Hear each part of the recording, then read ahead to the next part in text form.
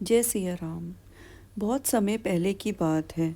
राजा दशरथ ने सरयू नदी के तट पर अयोध्या राज्य पे शासन किया था। राजा दशरथ की 3 रानियां थी, कौशल्या, कैकेयी और सुमित्रा। और तीनों रानियों ने पुत्रों को जन्म दिया। कौशल्या ने राम को, कैकेयी ने भरत को और सुमित्रा ने जुड़वा बच्चे लक्ष्मण और शत्रुघ्न को। सारा राज्य आनंदित हुआ।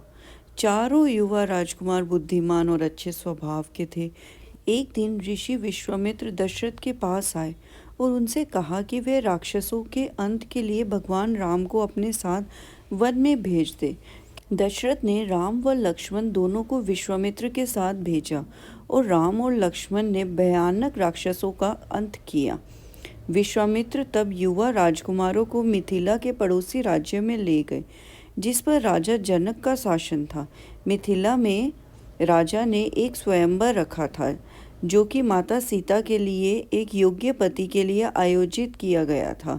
इसमें भगवान शिव के धनुष को उठाकर धनुष के तीर को खींच सकने वाले के साथ माता सीता का विवाह की शर्त रखी गई थी। राम जी ने शिव द्वारा दिए गए एक महान धनुष को एक हाथ से ही उठा लिया और धनुष को 2 टुकड़ों में तोड़ दिया, जो पहले कई लोगों ने कोशिश करने की, लेकिन वह शिव धनुष को हिलाने में भी असफल रहे। इससे शर्त अनुसार राजा जनक की पुत्री सीता का विवाह राम जी के साथ हुआ। राम ने सीता से विवाह किया और वे कई वर्षों तक खुशी खुशी रहे। दशरथ ने फैसला किया कि राम के राजा बनने का समय आ गया है। हर कोई प्रसन्न थे, क्योंकि राम एक साहसी, बुद्धिमान, आज्ञाकारी व दयालु राजकुमार थे। कैकेयी की दासी मंथरा इस बात से कतई खुश नहीं थी, बल्कि वह चाहती थी कि उनकी रानी का पुत्र भरत राजा बने। मंथरा ने कैकेयी के मन में जहर घोल दिया। तब कैकेयी ने राजा दशरथ से उनके द्वारा दिए गए 2 वरदानों को मांगने का फैसला किया। कैकेयी ने राजा दशरथ से भरत को राजा बनाने व राम को 14 वर्ष के लिए वन में भेजना अपना वरदान मांगा। यह सुनकर राजा दशरथ का दिल टूट गया, लेकिन वह अपना वादा निभाने के लिए बंधे हुए थे। राम, सीता और अपने छोटे भाई लक्ष्मण के साथ बिना किसी हिचकिचाहट के वे वनवास के लिए निकल जाते हैं। पूरा राज्य शोक में डूब जाता है और राजा दशरथ भी इस दुख के कारण शीघ्र ही मृत्यु को प्राप्त हो जाते हैं। भरत राम को मनाने के लिए जंगल में जाते हैं। जब भगवान राम वापस लौटने से मना कर देते हैं, लेकिन भरत राम की पादुकाएं ले आते हैं और उन्हें राज्य में सिंहासन पर विराजमान कर देते हैं। उन्होंने कहा कि जब तक राम जी वापस नहीं आएंगे तब तक यह शासन करेंगे। एक दिन रावण की बहन शूर्पणखा भगवान राम से बहुत आकर्षित हुई, इतनी कि उनसे शादी करने की चाह रखने लगी। जब भगवान राम ने मना किया, उनका मना करने पर क्रोधित होकर शूर्पणखा ने सीता पर आक्रमण किया। यह देख लक्ष्मण सीता की सहायता के लिए दौड़ पड़े और लक्ष्मण ने चाकू से शूर्पणखा की नाक काट दी। शूर्पणखा अपने भाई लंका के राजा रावण के पास गई और उनसे अपने अपमान के लिए भगवान राम को दंडित करने के लिए कहा। अब रावण ने अपने चाचा मारीच को भेजा, जिन्होंने सीता को आकर्षित करने के लिए स्वर्ण मृग का रूप धारण किया। यह देखकर सीता जी ने राम को उस मृग को पकड़ने के लिए कहा। राम ने हिरण का पीछा किया और अंत में उसे तीर मार दिया।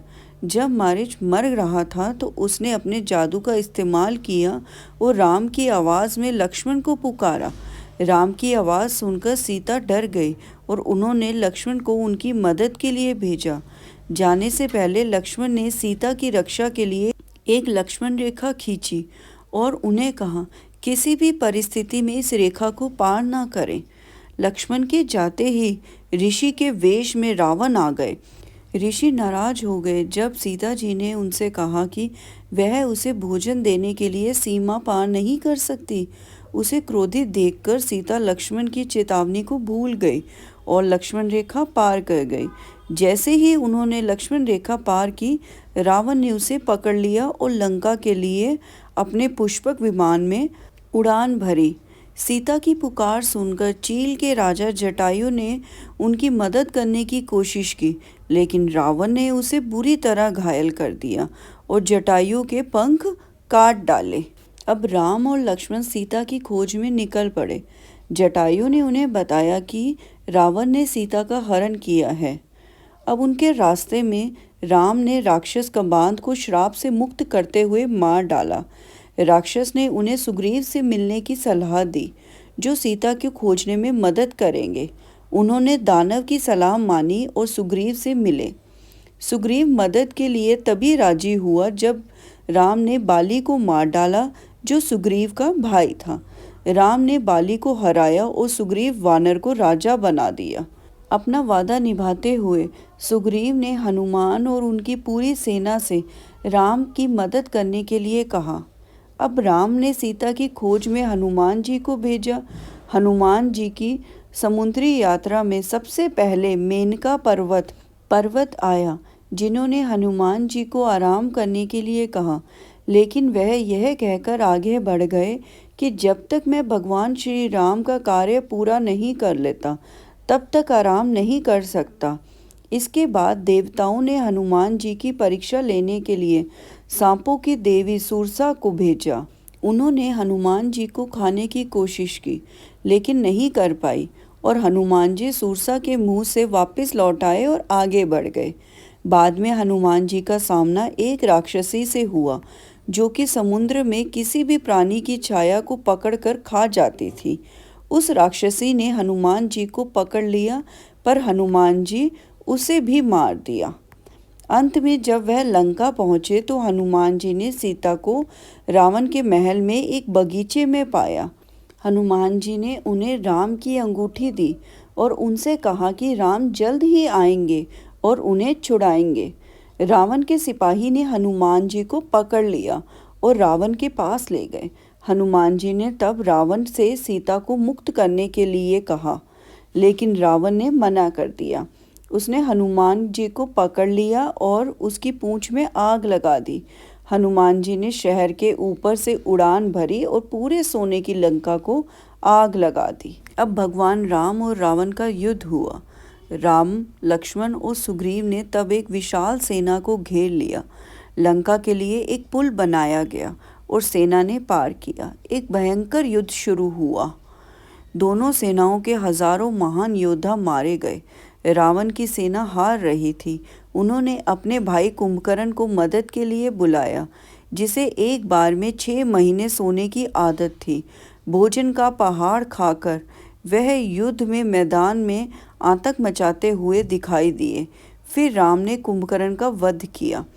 रावण के पुत्र इंद्रजीत यानी मेघनाथ, जो अदृश्य होने की शक्ति रखते थे, उसने जादुई बाण से लक्ष्मण को घायल कर दिया। अब लक्ष्मण बेहोश हो गए। तब हनुमान जी हिमालय से एक जड़ी बूटी लेकर आए, जिससे उन्हें पुनर्जीवित करने में मदद मिली। लक्ष्मण ने इंद्रजीत का अब वध कर दिया और अंत में रावण और राम आमने सामने आ गए। राम को देवताओं द्वारा दिए गए हथियार से रावण को मारने में कई दिन लग गए और अंत में भगवान श्री राम ने रावण की नाभि में बाण मारकर उसका अंत कर देते हैं और सीता माता को छुड़ा लेते हैं। श्री राम विभीषण को लंका का राजा बना देते हैं। अंत में राम और सीता एक हो गए। वनवास के 14 वर्ष पूरे हुए और वह अयोध्या लौट आए। लोग आनंदित हुए और उनका स्वागत करने के लिए बाहर आए और यह जश्न कई दिनों तक चला। कुछ समय बाद माता सीता गर्भवती हो जाती है, लेकिन जब भगवान राम लोगों के मुख से अग्नि परीक्षा के बारे में सुनते हैं, तब वह माता सीता को अयोध्या को छोड़कर चले जाने के लिए कहते हैं। माता सीता जी को इस बात से बहुत दुख होता है। वह महर्षि वाल्मीकि उन्हें अपने आश्रम में आश्रय देते हैं। वहीं माता सीता जी ने 2 पुत्रों को जन्म देती हैं, जिनका नाम लव और कुश रखा जाता है। लव और कुश ने महर्षि वाल्मीकि से पूर्ण रामायण का ज्ञान प्राप्त किया। लव और कुश दोनों ही बड़े पराक्रमी और ज्ञानी थे।